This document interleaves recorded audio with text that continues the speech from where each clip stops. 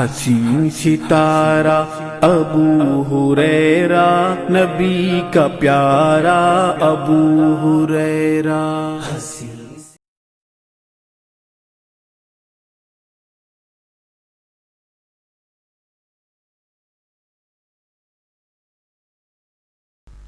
ان الحمد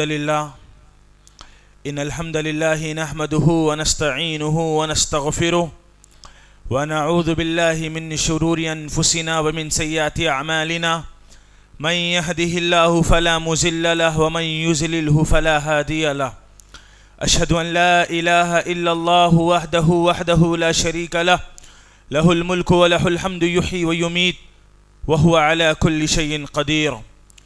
يا أيها الذين آمنوا اتقوا الله حق تقاته ولا تموتن إلا وأنتم مسلمون۔ يا أيها الناس اتقوا ربكم الذي خلقكم من نفس واحدة وخلق منها زوجها وبث منهما رجالا كثيرا ونساء، واتقوا الله الذي تساءلون به والأرحام إن الله كان عليكم رقيبا۔ يا أيها الذين آمنوا اتقوا الله وقولوا قولا سديدا يصلح لكم أعمالكم ويغفر لكم ذنوبكم، ومن يطع الله ورسوله فقد فاز فوزا عظيما۔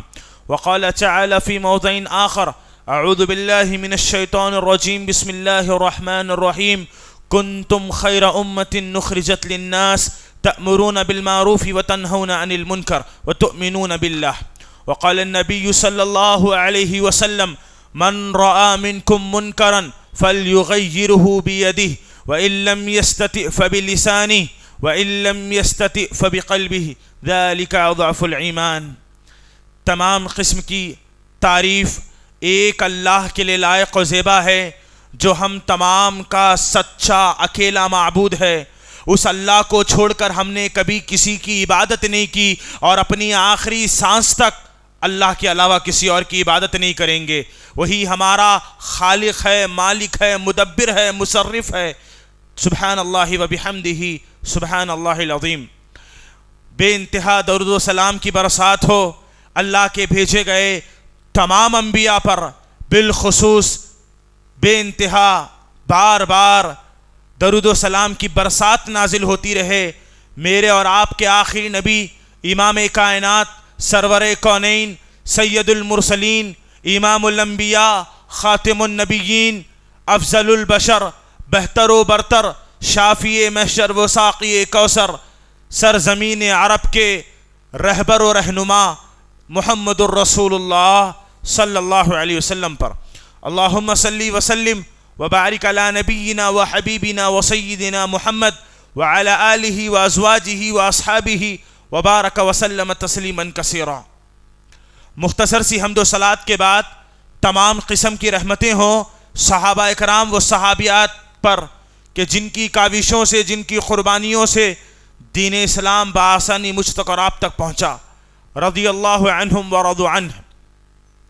حاضرین جمعہ کے اس مبارک موقع پر میں اور آپ اللہ کے گھر میں حاضر ہوئے، کچھ باتوں کو سننے کے لیے عمل کی نیت سے بیٹھے ہیں۔ اللہ تعالی حق بات کہنے، حق بات سننے اور ہم تمام کو دل کی خوشی سے اس پر عمل کرنے کی توفیق عطا فرمائیں۔ عنوان جمعہ ہے گناہوں سے ہجرت۔ سب سے پہلے لفظ ہجرت کا معنی بیان کریں گے۔ ہجرت کی تعریف یوں بیان کی جاتی ہے: ترک دار الکفر والخروج منہا الی دار الاسلام، کفر کی بستیوں کو چھوڑ کر اسلام کی طرف، اسلامی بستیوں کی طرف چلے جانا، یہ ہجرت کہلاتا ہے۔ کہیں اگر غیر مسلموں کی جماعت رہتی ہے، غیر مسلموں کی بستی ہے، وہاں پر رہ کر اسلام پر عمل کرنا اگر مشکل ہوتا ہے، نماز پڑھنا مشکل ہوتا ہے، تو اللہ کی خاطر اپنی اس کفر کی بستی کو چھوڑ کر اسلام کی بستیوں کی طرف چلے جانا اسلام میں ہجرت کہلاتا ہے۔ ہجرت کی فضیلت بیان کرتے ہوئے پیارے نبی علیہ السلام بیان فرماتے ہیں: جو بندہ اپنی بستی کو چھوڑ کر اسلامی ممالک کی طرف یا اسلامی بستیوں کی طرف سفر کر کے ہجرت کر کے چلے جاتا ہے، اللہ کی خاطر ہجرت کرنے کی وجہ سے اللہ اس کے سارے پچھلے گناہوں کو معاف کر دیتا ہے۔ ایک انسان اگر کسی شہر میں پلا بڑا ہے، اس شہر سے اس کو محبت ہوتی ہے، لیکن اس شہر میں اسلام پر عمل کرنا مشکل ہے، تو اللہ کی خاطر وہ اپنی محبت کو قربان کر کے اس شہر کو چھوڑ کر دوسری اسلامی ممالک کی طرف چلے جاتا ہے۔ یہ ہجرت ہے، اور ہجرت کی وجہ سے اللہ تعالیٰ اس کے گناہوں کو معاف کر دیتا ہے۔ اس بن عبد السلام رحمہ اللہ ہجرت کی تعریف بیان کرتے ہوئے کہتے ہیں، الہجرت ہجرتان، ہجرت کی دو قسمیں ہیں، الہجرت الاوطان والہجرت الاسم والعدوان۔ پہلی ہجرت یہ ہے انسان جس ہجرت کا تعلق انسان کے جسم سے ہے، انسان جسمانی اعتبار سے ہجرت کرتا ہے، یہ جسمانی ہجرت ہے۔ اور ایک ہجرت الہجرت الاسم والعدوان، کہ انسان اپنے دلوں کی ہجرت کرے، اپنے دلوں کو گناہوں سے پاک کرے، گناہوں کو چھوڑ کر نیکیوں کی طرف ہجرت کرے۔ یہ ہجرت کی ایک قسم ہے، اور آج اسی پر گفتگو کریں گے کہ انسانوں کو آج ضرورت ہے ہجرت کرنے کی۔ وہ ہجرت کیا ہے؟ وہ ہجرت القلوب، دلوں کی ہجرت ہے۔ بندہ اپنے دلوں کو پاک اور صاف رکھے، ایمان والا دل بنائے اور اپنے دل کی تمام گندگیوں کو ختم کرے۔ ضرورت ہے کہ انسان باطینی طور پر گناہوں سے نیکیوں کی طرف ہجرت کرے۔ اللہ رب العالمین نے زندگی دی، ایک دن موت آئے گی۔ اللہ نے زندگی اور موت کا مقصد بیان فرمایا۔ کائنات کا بادشاہ اگر زندگی کو پیدا کرتا ہے، اگر موت کو پیدا کرتا ہے، تو یہ موت اور زندگی بیکار نہیں پیدا کی اس نے۔ اللہ رب العالمین نے سورۃ الملک میں انسان کی موت اور زندگی کا مقصد عظیم بیان کرتے ہوئے کہا، الذی خلق الموت والحیات لیبلوکم ایکم احسن عملا۔ ہم نے انسان کو زندگی دی، موت دی، ہم نے موت اور حیات کو پیدا کیا، لیبلوکم ایکم احسن عملا، بس یہ دیکھنے کے لیے کہ تم میں کون ہے جو اچھے عمل کرتا ہے۔ میں اور آپ دنیا میں آئے، اللہ نے زندگی دی، یہ زندگی ایک دن ختم ہو جائے گی، دل کی دھڑکنیں بند ہو جائے گی۔ اللہ نے زندگی دی بس یہ دیکھنے کے لیے، لیبلوکم ایکم احسن عملا، کون ہے جو اللہ کی خاطر اچھا عمل کرتا ہے۔ میری اور آپ کی زندگی کا مقصد اپنے دامن کو گناہوں سے بچانا، نیکی کے سفر پر نکل جانا۔ نیکی اس امت کا ترہ امتیاز ہے۔ ہم سے پہلے دنیا میں کتنی قومیں گزر گئی، اللہ نے کسی قوم کی تعریف نہیں کی، اللہ نے کسی نبی کی پرسنل امت کی تعریف نہیں کی۔ اللہ نے تعریف کی تو پیارے نبی محمد رسول اللہ کی پیاری امت محمدیہ کی اللہ نے تعریف کی۔ اور ہماری تعریف اللہ نے کیوں کی؟ کہا قرآن مجید میں اللہ رب العالمین نے، کنتم خیر امت اخرجت للناس تأمرون بالمعروف وتنہون عن المنکر، تم امتوں میں سب سے بہترین امت ہو۔ کتنی امتیں گزری، کتنی قومیں گزری، اللہ نے کہا ساری امتوں میں تم سب سے بہترین امت ہو۔ تأمرون بالمعروف، اسی لیے اچھی امت ہو کیونکہ تم لوگوں کو بھلائی کا حکم دیتی ہو اور برائی سے روکتی ہو۔ زندگی کا مقصد اچھا کام کرنا۔ خیر امت ہم کو اللہ نے بنایا تو ہمارا کام یہ لوگوں کو اچھائی کی طرف بلانا، برائی سے خود بچنا، لوگوں کو بچانا۔ اور ایک جگہ اللہ رب العالمین ایمان والوں سے خطاب کرتے ہوئے کہتا ہے، یا ایھا الذین آمنوا قوا انفسکم واہلیکم نارا، اے ایمان والو اپنے آپ کو، اپنے گھر والوں کو جہنم کی آگ سے بچاؤ، گناہوں سے بچاؤ۔ زندگی کا مقصد گناہوں سے بچنا، نیکیاں کرنا۔ اور آج ضرورت ہے کہ انسان گناہوں سے ہجرت کر کے نیکی کے سفر پر آگے نکلے۔ اللہ رب العالمین کہتا ہے، من عمل صالحا، جس نے اچھا عمل کیا، من ذکر او انثی، چاہے وہ مردوں میں سے ہو یا عورتوں میں سے ہو، وہو مؤمن، اور وہ ایمان والے ہیں، ایمان والا مرد اور ایمان والی عورت، من عمل صالحا، اگر اچھا عمل کرے گی، اللہ کا وعدہ ہے فَلَنُحْيَنَّهُ حَيَاتًا طَيِّبَةً، اللہ تعالیٰ اس کو ضرور اچھی زندگی دے گا، دنیا میں بھی آخرت میں بھی۔ آج لوگ پریشان ہیں، بے روزگار ہے، خون کے آنسو رونے پر مسلم معاشرہ مجبور ہے، لوگ اپنی بے بسی کا رونا رو رہے ہیں، لوگ مجبور ہیں، بے کس ہے، لاچار ہے۔ ان کی ان تمام پریشانیوں کی وجہ یہ ہے کہ انہوں نے گناہوں سے اپنے دامن کو سجا لیا، نیکیاں چھوڑ دی۔ اللہ کہتا ہے ایمان والے مرد اور ایمان والی عورتیں اگر نیک کام کرے گی، اللہ کا وعدہ ہے اللہ ان کو اچھی زندگی دے کر رہے گا۔ جسمانی ہجرت تو ہر کوئی کرتا ہے، اصل ہجرت یہ ہے کہ بندہ گناہوں سے نیکیوں کی طرف ہجرت کرے۔ شیخ الاسلام امام ابن قیم رحمہ اللہ کہتے ہیں ترک ما نہی اللہ فہو ہجرہ، اللہ نے جن چیزوں سے تم کو روکا ہے ان سے بچنا یہ اصل ہجرت ہے۔ ہجرت کیا ہے؟ گناہوں سے بچنا ہجرت ہے، گناہوں کو چھوڑ کر نیکی کی طرف آنا ہجرت ہے، اور یہ ایسی ہجرت ہے جسے اللہ رب العالمین بہت پسند کرتا ہے۔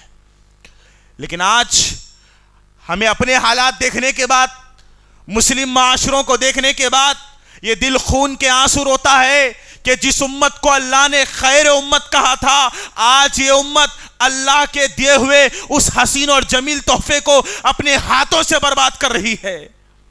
جس امت کو خود اچھا کام کرنے کا حکم دیا گیا تھا، جس امت کو لوگوں کو بھلائی کی طرف بلانے کا حکم دیا گیا تھا، آج یہی امت خود گناہ کر رہی ہے، لوگوں کو گناہوں کی طرف بلا رہی ہے۔ یہ امت خیر امت تھی، مگر آج افسوس یہ امت اپنے ہاتھوں سے خیر امت کے لقب کو برباد کرتی جا رہی ہے۔ آج ہمارا معاشرہ اللہ کے حدود کو پار کر چکا ہے۔ ایمان والوں کی صفت اللہ نے بیان فرمائی تھی والحافظون لحدود اللہ، ایمان والے اللہ کے حدود کی حفاظت کرتے ہیں، حدود سے پار نہیں جاتے۔ لیکن آج مسلم معاشرے کی نوجوان بچیوں نے، مسلم معاشرے کے نوجوان بچوں نے اللہ کے حدود کو توڑا، حد سے آگے گزر گیا معاشرہ۔ گناہوں کے سمندر میں ڈوب چکے ہیں ہم، صبح سے لے کر شام تک ہماری زندگی گناہوں میں گزر رہی ہے۔ آج ہم گناہوں سے ہجرت کرنا نہیں چاہتے، گناہوں کو چھوڑنا نہیں چاہتے۔ شیطان نے گناہوں کو ہمارے سامنے اچھا بنا کر کے پیش کر دیا، اب ہمیں برائی برائی نظر نہیں آتی، گناہ گناہ نظر نہیں آتا۔ ہمارا دل گناہوں کی وجہ سے کالا پڑ چکا ہے، اب کوئی نصیحت کی بات اور خیر ہمارے دلوں میں داخل نہیں ہوتا۔ اب ضرورت ہے دلوں کے اس زنگ کو دھونے کی، ضرورت ہے گناہوں کو چھوڑ کر نیکی کی طرف ہجرت کرنے کی، ضرورت ہے اللہ کو منانے کی۔ اگر آج ہم نے گناہوں سے ہجرت نہیں کی تو کل قیامت کے دن میدان حشر سے اللہ ضرور جہنم کی ہجرت کروائے گا۔ جہنم سے بچنا ہے، اپنے آپ کو بچانا ہے، اپنے گھر والوں کو بچانا ہے، اپنے دوستوں کو بچانا ہے، اسلام کو بچانا ہے، مسلمانوں کو بچانا ہے، ایمان والوں کو بچانا ہے، تو آج ہجرت کرنا پڑے گا گناہوں کو چھوڑ کر نیکی کی طرف۔ دلوں کی ہجرت میں سب سے پہلی ہجرت یہ ہے کہ انسان شرک کو چھوڑ کر توحید کی طرف ہجرت کرے۔ گناہوں میں سب سے بڑا گناہ کیا ہے؟ ہم نے بچپن سے سنا، شرک۔ شرک کائنات کا وہ خطرناک اور بدترین جرم ہے جس کو اللہ رب العالمین رائی کے دانے کے برابر بھی پسند نہیں کرتا۔ گناہوں میں سب سے بڑا گناہ، سب سے بڑا ظلم ہے تو وہ شرک ہے۔ سارے انبیاء نے اپنی قوموں کو بلایا، قولوا لا الہ الا اللہ، اے لوگوں اللہ کی عبادت کرو، اللہ کے علاوہ کوئی عبادت کے لائق نہیں ہے۔ سارے انبیاء نے اپنے قوموں کو ڈرایا ہے۔ توحید سب سے بڑی نیکی ہے اور شرک سب سے بڑی برائی ہے۔ ضرورت ہے آج ہمیں اپنے رشتہ داروں میں دعوت کا کام کرنے کی۔ ہمارے رشتہ دار، ہمارے پڑوسی، ہمارے دوست، ہمارا معاشرہ آج شرک کے دلدل میں ہیں، ان کو شرک کے دلدل سے نکال کر توحید کے سفر پر لانا ہے، ان کو حکم دینا ہے شرک کو چھوڑ کر توحید کی طرف ہجرت کرو۔ لقمان حکیم علیہ السلام نے اپنے بیٹے کو نصیحت کرتے ہوئے کہا، یا بنیا، اے میرے لختے جگر، لا تشرک باللہ شیئا، اللہ کی ذات میں اللہ کے ساتھ کسی کو شریک نہ کرنا، عبادت صرف اللہ کی ہوگی، اللہ کے علاوہ کسی اور کی نہیں ہو سکتی۔ کہا آگے لقمان حکیم علیہ السلام نے، اے میرے بیٹے یاد رکھ، ان الشرک لظلم عظیم، شرک کائنات کا سب سے بڑا ظلم ہے۔ شرک اللہ کے ساتھ ظلم ہے، اور اس سے بڑا ظالم کون ہو سکتا ہے جو اللہ کے ساتھ ظلم کرے؟ ہمیں لگتا ہے کہ ہم توحید پرست ہیں، ہم تو ایک اللہ کی عبادت کرنے والے ہیں۔ جائیے اپنے خاندان میں، اپنے قبیلوں میں، اپنے رشتہ داروں میں، پڑوسیوں میں، معاشرے میں، سماج میں کئی ایسے لوگ نظر آئیں گے جو آج بھی شرک کا عقیدہ لے کر زندگی گزار رہے ہیں، آج بھی ہماری اپنی سرزمین حیدرآباد پر کتنے ایسے لوگ ہیں غیروں کے سامنے سجدہ کر رہے ہیں، غیروں کے سامنے اپنی مرادیں پوری کر رہے ہیں؟ نہیں ہے؟ ضرورت ہے ان کو گناہوں سے روکنے کی۔ جس بستیوں میں شرک عام ہو جاتا ہے وہاں سے رحمان کی رحمتیں اٹھا لی جاتی ہے۔ آج ہماری بستیوں میں رونق نہیں ہے، ہماری زندگیوں میں خوشی نہیں ہے، اللہ نے رحمتیں چھین لی اس شرک کی وجہ سے۔ شرک اتنا خطرناک جرم ہے، اللہ رب العالمین فرماتا ہے، اللہ وہ جو 99 رحمتوں کا مالک ہے، جس کی رحمت کا تصور ناممکن ہے، وہ رحمان ہے، وہ رحیم ہے، باوجود شرک کے بارے میں کیا کہتا ہے؟ انہو من یشرک باللہ، جو بھی بندہ اللہ کے ساتھ کسی کو شریک کرے گا، شرک کرے گا، اللہ کہتا ہے فقد حرم اللہ علیہ الجنہ، اللہ نے اس پر جنت حرام کر دی۔ جو شرک پر مر گیا ہمیشہ ہمیشہ کے لیے اس پر جنت حرام ہے، وہ کبھی جنت میں داخل نہیں ہوگا۔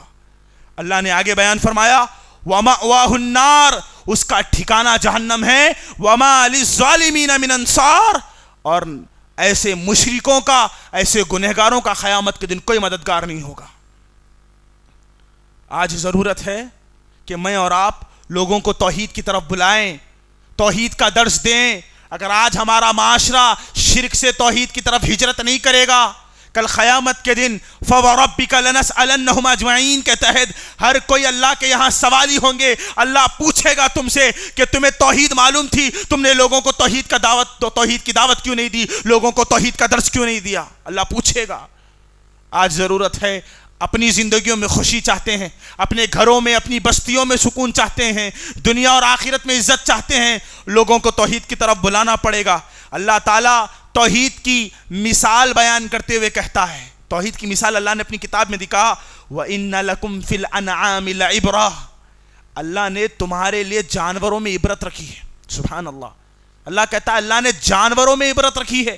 نُسْقِيكُم مِّمَّا فِي بُطُونِهِ، ہم تم کو جانوروں کے پیٹ سے دودھ پلاتے ہیں۔ سبحان اللہ، گائے کا، بھینس کا ہم دودھ پیتے، اللہ کہتا ہے ان جانوروں میں تمہارے لیے عبرت ہے۔ اللہ نے ان کے پیٹوں سے نکلنے والا خالص دودھ تم کو پلایا ہے۔ کہتا ہے اللہ تعالیٰ لبناً خالصا، خالص دودھ اللہ تم کو پلاتا ہے۔ وہ کہاں سے نکلتا ہے دودھ؟ اللہ کہتا ہے من بین فرس و دم، گوبر اور خون کے درمیان سے۔ گائے اور بھینس کے پیٹ سے جب ہم دودھ نکالتے ہیں تو وہ دودھ گوبر اور خون کے درمیان ہوتا ہے۔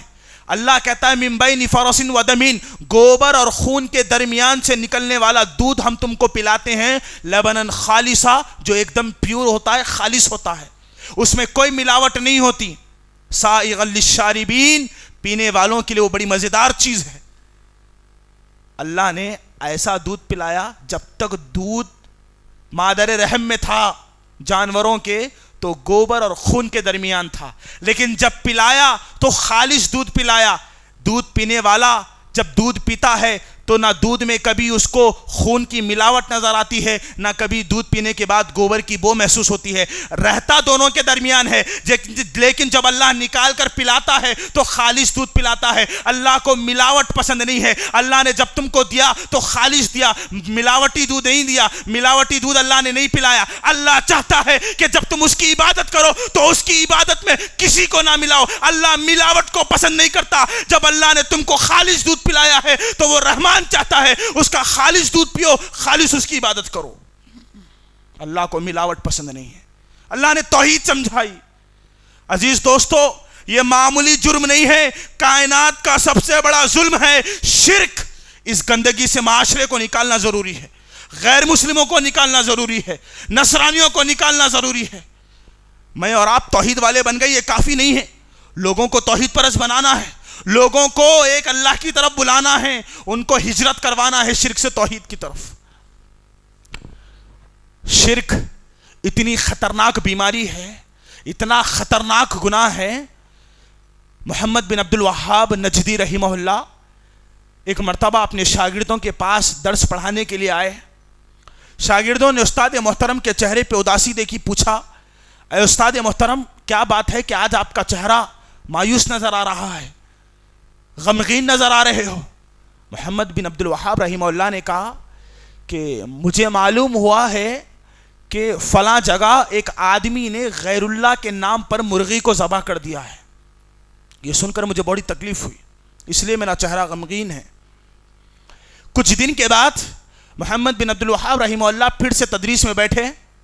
شاگردوں نے وہی سوال کیا، اے شیخ محترم، آج پھر آپ کا چہرہ مایوس اور غمزدہ نظر آ رہا ہے، کیا بات ہے؟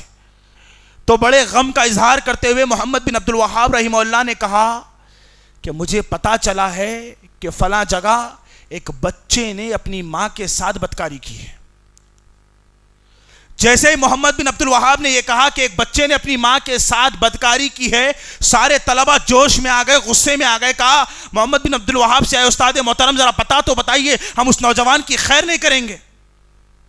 کہا محمد بن عبد الوہاب رحمہ اللہ نے، اے شاگردوں بیٹھ جاؤ، اتنا غصہ دکھانے کی ضرورت نہیں ہے.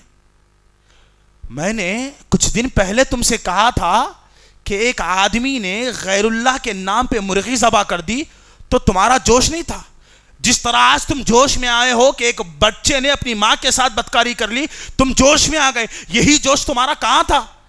سنو، ایک بندہ اگر اپنی ماں کے ساتھ بدکاری کرتا ہے، اللہ کی رحمت بڑی ہے، اگر وہ توبہ کر لے تو اللہ ممکن ہے اس کے گناہ کو معاف کر دے. لیکن اگر کوئی بندہ اللہ کو چھوڑ کر غیروں کے نام پر جانور ذبح کرتا ہے، رحمان کو یہ چیز قابل برداشت نہیں ہے، کیونکہ یہ شرک ہے.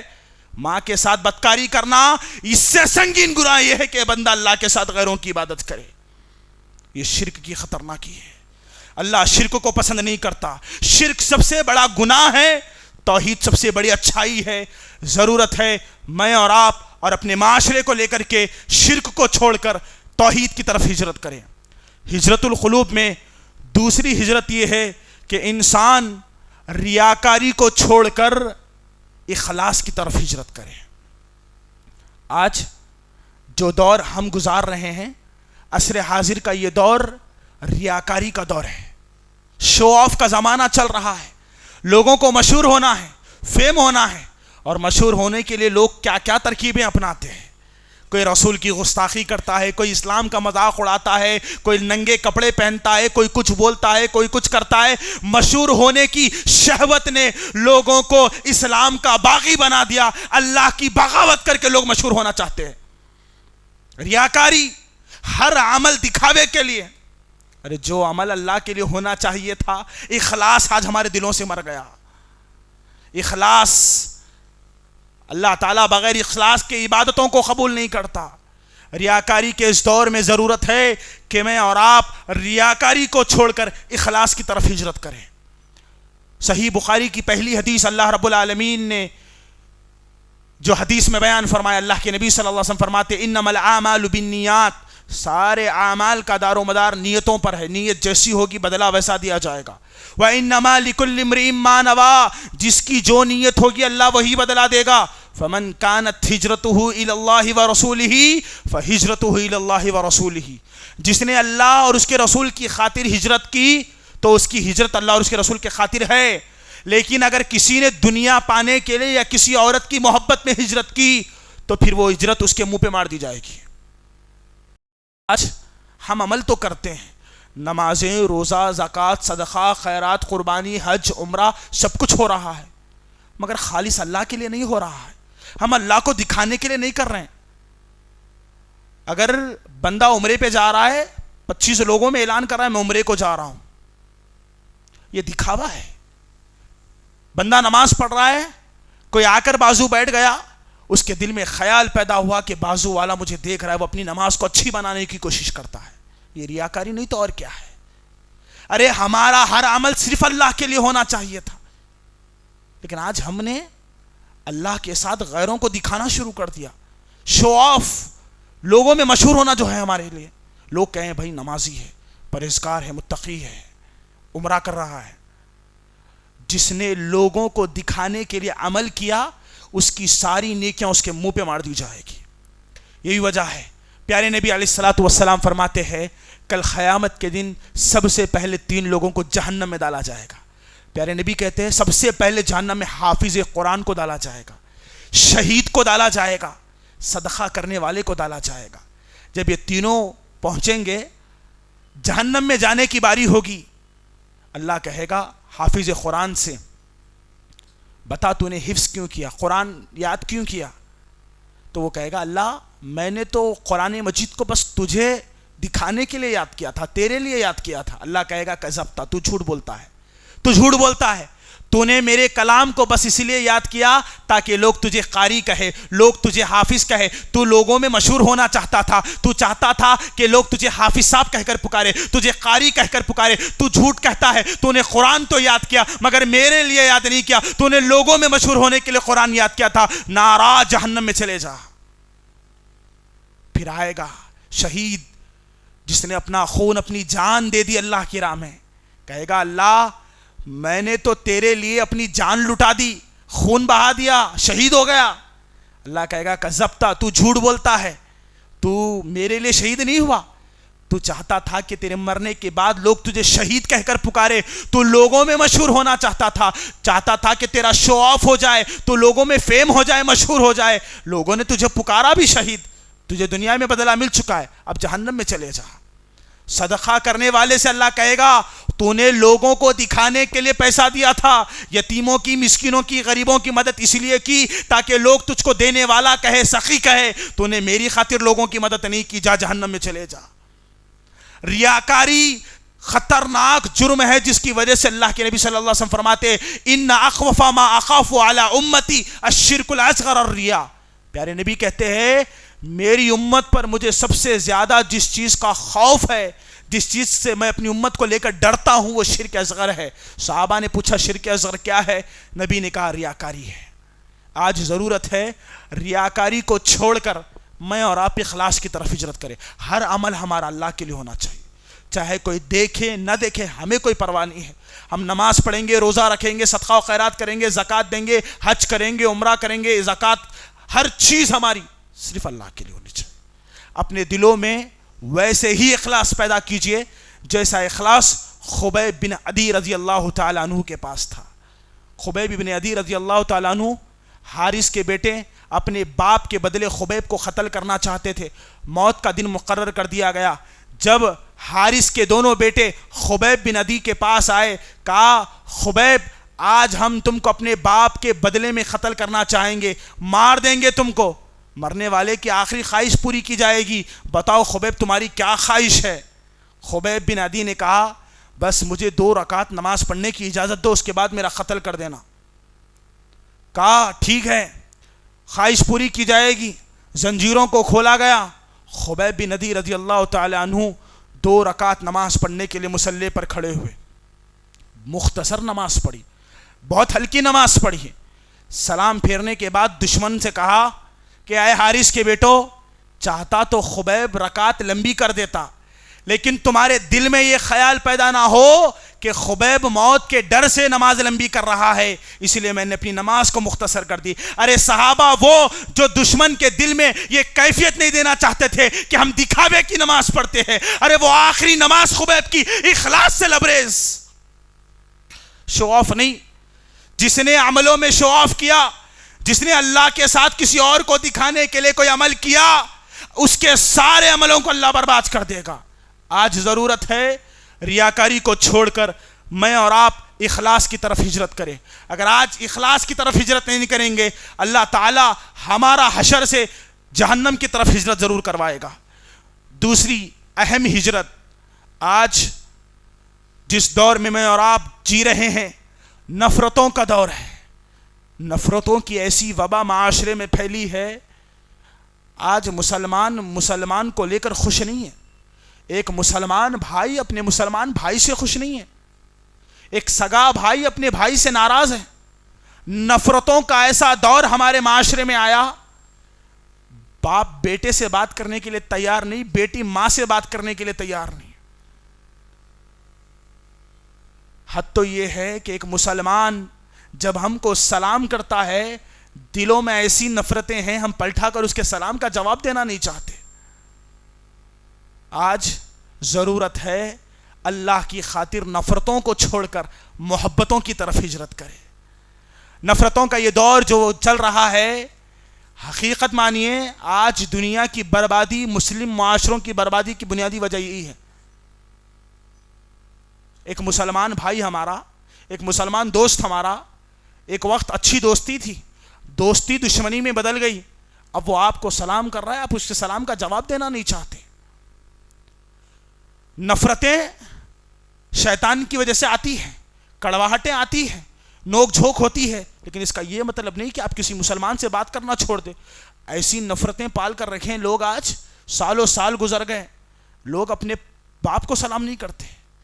رشتہ دار، اللہ نے رشتہ داری نعمت دی دنیا میں، ایک بھانجا اپنے ماموں کو سلام نہیں کرتا، ایک چچا اپنے بھتیجے کو دیکھ کر نہیں مسکراتا، ایک پھوپھی اپنے بھتیجے کو دیکھ کر بات نہیں کرتی۔ کیا وجہ ہے؟ نفرتیں، پراپرٹی کو لے کر، فلاں کو لے کر، اس کو لے کر، خاندان شادی کو لے کر، بس چھوٹی چھوٹی غلطیوں کی وجہ سے ایسی نفرتوں کو ہم نے دل میں جگہ دی، اس نفرتوں کی وجہ سے محبتوں کا خاتمہ ہو گیا ہے۔ آج ضرورت ہے اللہ کی خاطر اپنے دلوں کو صاف کرنے کی، ساری غلطیوں کو نکالیے، ساری غلط فہمیوں کو نکالیے، محبتوں کی طرف ہجرت کریے۔ پیارے نبی صلی اللہ علیہ وسلم فرماتے ہیں لا يحل لمسلم ان يهجر اخاه فوق ثلاث، کسی بھی مسلمان کے لیے جائز نہیں ہے، حرام ہے، کسی مسلمان کے لیے جائز نہیں ہے کہ وہ اپنے کسی مسلمان بھائی سے 3 دن سے زیادہ بات کرنا چھوڑ دے۔ کتنے دن ہو گئے؟ مہینے گزر گئے، ہم نے اپنے دوست سے بات نہیں کی، نفرت دل میں ایسی ہے۔ سالوں گزر گئے، ہم نے اپنے رشتہ داروں سے ملاقات نہیں کی، ہم ان کے گھر نہیں گئے، نہ ان کو اپنے گھر بلایا۔ دن گزرتے جا رہے ہیں، شادیوں میں شریک نہیں ہونے والے جنازوں میں شریک ہو رہے ہیں۔ اللہ کی خاطر نفرتوں کو ختم کریے۔ ہم مسلمان ہیں، ہم آپس میں ایک دوسرے کے بھائی ہیں، ہمارے دل میں آپ کا، آپ کے دل میں میرا، سب کا ایک دوسرے کے دلوں میں درد ہے، اس درد کو ختم مت کریے۔ یہ محبتیں انسان کو کامیاب اور کامرانی کی طرف لے جانے والی ہے۔ آج ان نفرتوں کی وجہ سے ایک ایسی فضا معاشرے میں پھیلی ہے، اللہ کی قسم معاشرہ تباہ اور برباد ہو گیا ہے۔ کوئی کسی کی غیبت کر رہا ہے، کوئی کسی کی چغلی کر رہا ہے، کوئی کسی کے بارے میں برا بھلا کہہ رہا ہے، کوئی تانے دے رہا ہے، کوئی برے القاب سے پکار رہا ہے، یہی چل رہا ہے معاشرے میں کچرا۔ اس کچرے کو ختم کرنے کی ضرورت ہے۔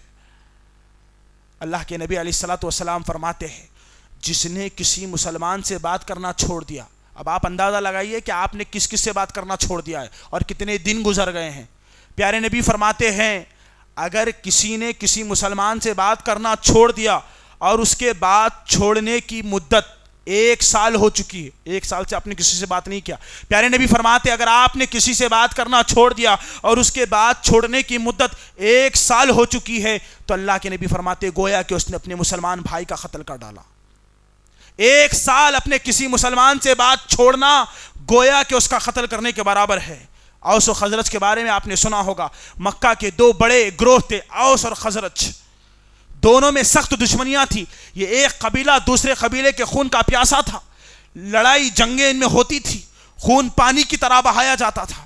جب اللہ کے نبی صلی اللہ علیہ وسلم توحید لے کر ان کے درمیان آئے، اسلام کی دعوت دی، جب اوس اور خزرج نے اسلام قبول کیا تو اللہ نے ان کے دلوں میں وہ محبت ڈال دی کہ دنیا ان کی محبتوں کی مثال دیکھتے رہ گئی۔ قرآن مجید میں اللہ رب العالمین فرماتا ہے وَأَلِّفْ بَيْنَ قُلُوبِهِمْ لَوْ أَنفَقْتَ مَا فِي الْأَرْضِ جَمِيعًا، اللہ کہتا ہے اللہ نے اوس اور خزرج کے دلوں میں ایسی محبت ڈالی، میرے دل میں آپ کے لیے، آپ کے دل میں میرے لیے، ہم تمام مسلمانوں کے دلوں میں ایک مسلمان کا دوسرے مسلمان کے دل میں جو محبت ہے اللہ نے یہ محبت ڈالی ہے۔ فرماتا ہے اللہ تعالیٰ اگر اس محبت کو خریدنے کے لیے تم پوری زمین بھی اللہ کی راہ میں صدقہ کر دو، وہ محبت نہیں پیدا کر سکتے جو اللہ نے تمہارے دلوں میں ڈالی ہے۔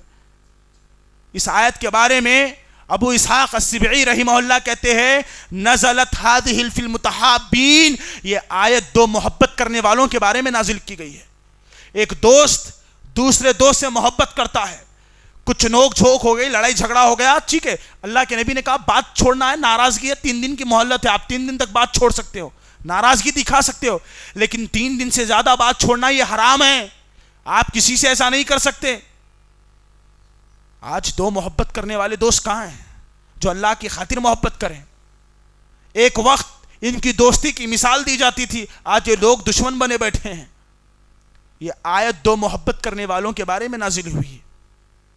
اللہ کی خاطر تمام قسم کی نفرتوں کو دلوں سے خالی کیجیے۔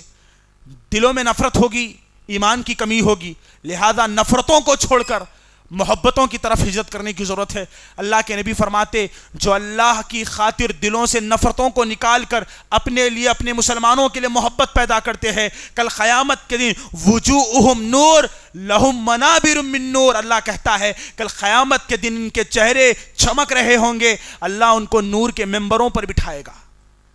اللہ کے نبی فرماتے ہیں قیامت کے دن کچھ لوگوں کو اللہ تعالیٰ نور کے بنے ہوئے ممبروں پر بٹھائے گا، جن کو دیکھ کر انبیاء رشک کریں گے، شہداء رشک کریں گے، انبیاء تڑپیں گے اللہ اتنا اونچا مقام کس کے لیے ہے؟ صحابہ، شہداء، صالحین، صدیقین دیکھ کر کہیں گے اللہ اتنا بڑا مقام کس کے لیے ہے؟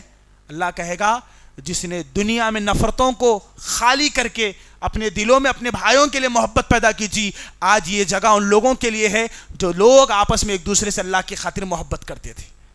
اللہ کی خاطر محبت کرنے والے دوستوں کو، اللہ کی خاطر محبت کرنے والے ایمان والوں کو اللہ کل قیامت کے دن نور کے ممبروں پر بٹھائے گا۔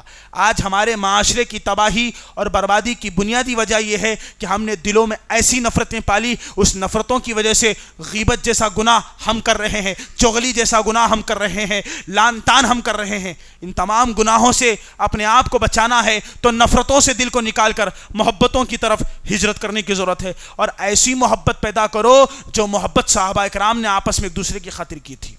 عبد الرحمن ابن عوف رضی اللہ تعالیٰ عنہ جو ایک مہاجر صحابی ہے، مکہ چھوڑ کر جب اللہ کے نبی صلی اللہ علیہ وسلم اور صحابہ مدینہ آئے، مدینہ آنے کے بعد اللہ کے نبی صلی اللہ علیہ وسلم نے صحابہ سے کہا اے صحابہ کی جماعت دیکھو، مدینہ کے صحابہ سے آپ نے کہا یہ میرے ساتھ مکہ کے کچھ صحابہ آئے ہیں، اپنا گھر بار چھوڑ کر، بیوی بچوں کو چھوڑ کر، جائیداد چھوڑ کر، اللہ کی خاطر انہوں نے سب کچھ چھوڑ دیا ہے، مدینہ ہجرت کر کے آئے ہیں۔ جب تک یہ یہاں اپنے پیروں پر کھڑے نہیں ہوتے تب تک تم اپنے مہاجر بھائیوں کا سپورٹ کرنا۔ مدینہ کے صحابہ سے آپ نے کہا تھا۔ مدینہ کے صحابہ نے جواب دیا اللہ کے رسول آپ ایک اشارہ کیجیے سمندر میں کودنے کا، یہ سارے مدینہ والے سمندر میں کود پڑیں گے۔ اس کے بعد نفرتوں کو ختم کر کے محبتوں کی وہ مثال صحابہ اکرام نے پیش کی۔ سعد ابن ربیع رضی اللہ تعالیٰ عنہ عبد الرحمن بن عوف کا ہاتھ پکڑتے ہیں، گھر لے جاتے ہیں، کہا عبد الرحمن سے عبد الرحمن یہ میرا گھر ہے، آج سے آدھا تمہارا آدھا میرا، یہ میرے دو باغ ہیں، آج سے ایک باغ تمہارے نام ایک باغ میرا نام۔ کہا عبد الرحمن میری دو بیویاں ہیں، دونوں کو دیکھو، جو تم کو پسند آئے مجھ کو کہہ دینا، میں طلاق دے دوں گا، عدت گزرنے کے بعد شادی کر لینا۔ محبتوں کی وہ مثال صحابہ نے پیش کی۔ ایک وقت یہ ایک دوسرے کے جانی دشمن تھے، اللہ نے اسلام کی بدولت ان کے دلوں میں ایسی محبت ڈالی، اپنا گھر بار دینے تیار ہو گئے، اپنی جان دینے تیار ہو گئے۔ ایسی محبتیں آج پیدا کرنے کی ضرورت ہے۔ آخری بات، ہجرت القلوب میں میرے اور آپ کے لیے ضروری ہے کہ میں اور آپ بدعتوں کو چھوڑ کر، خرافات چھوڑ کر سنتوں کی طرف ہجرت کریں۔ بدعت، اللہ کے نبی علیہ الصلوۃ والسلام فرماتے ہیں کل بدعت ضلالہ، ہر بدعت گمراہی ہے اور ہر گمراہی انسان کو جہنم میں لے جانے والی ہے۔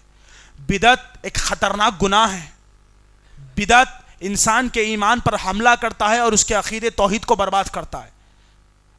بدعت کو چھوڑ کر سنت رسول کی طرف ہجرت کرنے کی آج ضرورت ہے۔ شیخ الاسلام ابن تیمیہ رحمۃ اللہ علیہ کہتے ہیں ہر وہ چیز جو دین میں پیدا کی جاتی ہے، ہر وہ نئی چیز جو دین میں ثواب کی نیت سے پیش کی جاتی ہے وہ بدعت ہے، اور ہر بدعت گمراہی ہے، ہر گمراہی انسان کو جہنم میں لے جانے والی ہے۔ ہم جمعہ کی 2 رکعت نماز پڑھتے ہیں، اگر میں یہ کہوں کہ اللہ کو خوش کرنے کے لیے میں جمعہ کی 4 رکعت نماز پڑھوں گا، اللہ اس نماز کو قبول کرے گا؟ ہرگز نہیں کرے گا، کیونکہ وہ دین میں نئی چیز ہے۔ دین میں جو چیز نہیں ہو، گرچہ وہ کتنی بھی اچھی کیوں نہ ہو، اللہ کے نزدیک مردود ہے، اللہ اس کو قبول نہیں کرتا۔ عائشہ صدیقہ رضی اللہ تعالیٰ عنہ فرماتی ہے من عمل عملا لیس علیہ امرنا فہو رد، جس نے کوئی ایسا عمل کیا جس عمل کا طریقہ رسول اللہ کے طریقے کے مطابق نہیں ہے تو وہ اللہ کے نزدیک مردود ہے۔ آج بدعتوں کا بول بالا ہے، ہر مہینہ بدعتوں سے بھرا ہوا ہے۔ رجب آ رہا ہے، رجب میں بدعت ہوگی، شعبان آ رہا ہے، شعبان میں بدعت ہوگی، رمضان آئے گا، رمضان میں بدعت ہوگی۔ سال کے 12 مہینے لوگ بدعت ایجاد کر چکے ہیں، دین میں نئی نئی چیزوں کو داخل کر کے دین کا تماشا بنا چکے ہیں۔ بدعتوں کی وجہ سے آج اسلام کی غلط شبیہ لوگوں کے سامنے پیش کی جا رہی ہے۔ آج بدعت کی وجہ سے اسلام برباد ہو رہا ہے، مسلمان برباد ہو رہے ہیں، کیونکہ انہوں نے اس چیز کو دین بنایا جس چیز کو مصطفیٰ نے دین نہیں بتایا تھا صلی اللہ علیہ وسلم۔ اللہ تعالیٰ بدعت کو پسند نہیں کرتا. آج لوگ دین میں نئی چیز داخل کرتے ہیں اور کہتے ہیں یہ اچھی بدعت ہے, یہ اچھا طریقہ ہے. امام مالک رحمہ اللہ فرماتے ہیں من ابتدع فی الاسلام بدعہ یراہا حسنہ فقد زعم ان محمد خان فی الرسالہ. امام مالک کہتے ہیں جس نے دین میں کوئی نئی چیز داخل کی, کہا یہ بھی دین ہے اور کہا کہ اچھی بدعت ہے, فقد زعم ان محمد خان فی الرسالہ, تو اس نے رسول اللہ پر الزام لگایا کہ رسول نے مکمل دین نہیں پہنچایا ہے, جبکہ رسول اللہ نے ہم تک مکمل دین پہنچا دیا ہے. الیوم اکملت لکم دینکم واتممت علیکم نعمتی ورضیت لکم الاسلام دینا. اللہ نے دین کو مکمل کر دیا ہے. وہ چیز ہرگز دین نہیں ہو سکتی جو نبی کے زمانے میں دین نہیں تھی. فَإِن لَمْ تَكُنْ يَوْمَئِذٍ دِينًا فَلَا يَكُونُ الْيَوْمَ دِينًا. جو چیز نبی کے زمانے میں دین نہیں تھی, اللہ کی قسم وہ آج بھی دین نہیں ہو سکتی. دین وہی ہے اور اتنا ہی ہے جو پیارے نبی صلی اللہ علیہ وسلم لے کر آئے. بدعتوں کی وجہ سے پیارے نبی کی سنتوں کا جنازہ نکال دیا گیا. نبی کی سنت کی اہمیت ہے, ہمارے نزدیک نہیں ہے وہ الگ بات ہے, لیکن نبی کے سنت کی اہمیت ہے.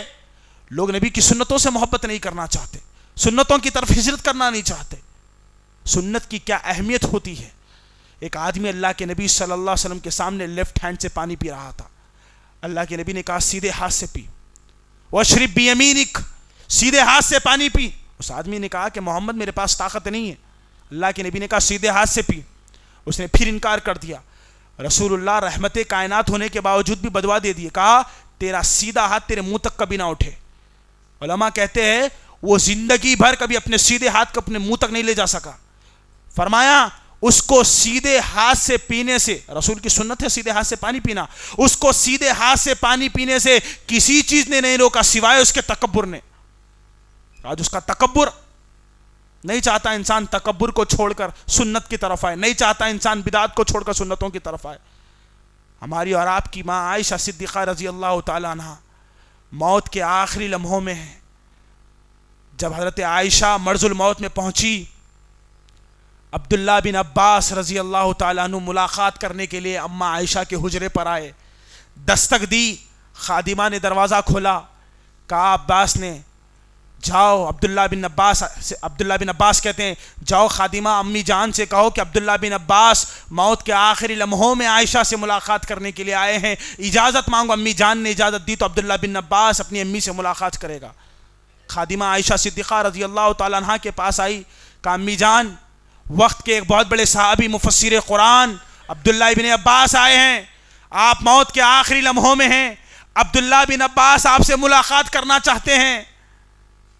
کہا امی جان نے عبداللہ بن عباس سے کہو کہ یہاں سے چلے جائیں, میں اس سے ملاقات کرنا نہیں چاہتی. خادمہ آئی اور کہا عبداللہ بن عباس سے, کہا امی جان آپ سے ملاقات کرنا نہیں چاہتی, وہ آپ کو یہاں سے جانے کے لیے کہہ رہی ہے. عبداللہ بن عباس ناراض ہوئے, پوچھا ذرا معلوم تو کرو کہ امی جان موت کے آخری لمحوں میں عبداللہ بن عباس سے ملاقات کرنا کیوں نہیں چاہتی. عبداللہ بن عباس مفسر قرآن ہے, جلیل القدر صحابی ہے, رسول کے چچا زاد بھائی ہے. خادمہ دوبارہ لوٹ کر آئی. کہا امی جان عبداللہ بن عباس جاننا چاہتے ہیں کہ موت کے آخری لمحوں میں آپ ان سے ملاقات کرنا کیوں نہیں چاہتی. کہا امی جان نے سارے مومنوں کی ماں اس ماں پر قربان جسے عائشہ صدیقہ کہا جاتا ہے رضی اللہ تعالیٰ عنہ, اگر میں عبداللہ بن عباس کو اجازت دوں گی تو وہ میرے پاس آئے گا, مجھے موت کے آخری لمحوں میں دیکھ کر میرے نیکیوں کی تعریف کرے گا, میرے نیک اعمال کی تعریف کرے گا. میں مرتے وقت اپنی تعریف سننا نہیں چاہتی. تمام تعریفیں اللہ کے لیے ہے جس نے عائشہ کو تقویٰ کا راستہ دکھایا. آج ہم اپنی تعریف سننا چاہتے ہیں, اپنے کام کی, اپنے ہنر کی, اپنی تجارت کی, اپنے گھر کی تعریف سننا چاہتے. تکبر ہے جو ہمیں دین پر عمل کرنے نہیں دیتا. ہمارے دلوں کا گھمنڈ ہے جو ہمیں رسول کی سنت کے مطابق شادی کرنے نہیں دیتا.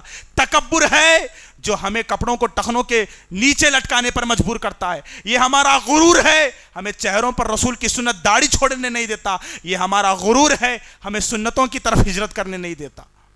آج رسول کی سنت اور رسول کی بات سے زیادہ اہمیت کی بات ہمارے ماں باپ کی بات ہو گئی. رسول کی بات آ جائے تو ماں باپ کی بات کی کوئی حیثیت نہیں رہے گی. رسول کی بات آ جائے تو والدین کی بات کا انکار کر دیا جائے گا. یہی محبت ہے اور اسی کو کہتے ہیں سنت سے سچی محبت. عبداللہ ابن عباس رضی اللہ تعالیٰ عنہ حدیث سنا رہے. جب آپ نے حدیث سنائی, دو صحابہ کھڑے ہوئے کہا, اے عبداللہ بن عباس, آپ ہمیں رسول کی حدیث سنا رہے, ہم نے سنا کہ ابو بکر اور عمر ایسا ایسا کہتے ہیں اس مسئلے میں. کہا عبداللہ بن عباس کا چہرہ غصے سے لال ہوا. کہا اللہ کی قسم میں ڈرتا ہوں کہیں اللہ تم پر پتھروں کی بارش نازل نہ کرے. ارے میں تمہیں رسول کی حدیث سنا رہا ہوں اور تم ابو بکر اور عمر کی بات کرتے ہو. جب رسول کی بات آ جائے تو ابو بکر اور عمر کی بات کی کوئی حیثیت نہیں. جب مصطفیٰ کا قول آ جائے تو وہ بات مہر ہو جاتی ہے, اس کے آگے کسی کی بات ویلیو نہیں رہتی. آج رسول کی حدیث سنائی جا رہی ہے, لوگ کہتے ہیں ہمارے امام صاحب ایسا کہتے ہیں, ابو حنیفہ ایسا کہتے ہیں, فلاں ایسا کہتے ہیں. ارے جب رسول کی بات آ جاتی ہے تو موسیٰ علیہ السلام کا قول بھی چھوڑ دیا جا سکتا ہے, تو امام ابو حنیفہ کس گلی کے ہیں؟ عزیز دوستوں, آپ کو بہکائیں گے لوگ, آپ کو ڈرائیں گے لوگ, آپ کو غلط راستہ بتائیں گے لوگ, لیکن اگر آپ کو صحیح حدیث مل جائے, رسول کا منہج مل جائے, صحابہ کا منہج مل جائے, اللہ کی قسم اس کو چھوڑ دو گے تو گمراہ ہو جاؤ گے, اس کو چھوڑ دو گے تباہ برباد ہو جاؤ گے. رسول کی بات ساروں کی بات کے اوپر ہے. نوجوان بچہ شادی کرنا چاہتا ہے, ماجرا کیا ہے؟ والدین چاہتے ہیں کہ بیٹا شادی ذرا دھوم دھام سے ہونا, بینڈ باجا بارات سے ہونا, جہیز ہونا, جوڑے کی رقم ہونا. نوجوان بچہ ہے, اہل حدیث گھر سے ہے. کہا میں مولوی صاحب کا بیان سن کر آیا ہوں, جہیز لینا حرام ہے, جوڑے کی رقم لینا حرام ہے, صحابہ کا منہج نہیں ہے. وہ صحابہ کے منہج کو پیش کرنے کی کوشش کرتا ہے. پیچھے سے دادی جان آواز لگاتی ہے, بیٹا بڑوں کی خلاف ورزی نہیں کرنا, حدیث میں ہے بڑوں کی عزت کرنا.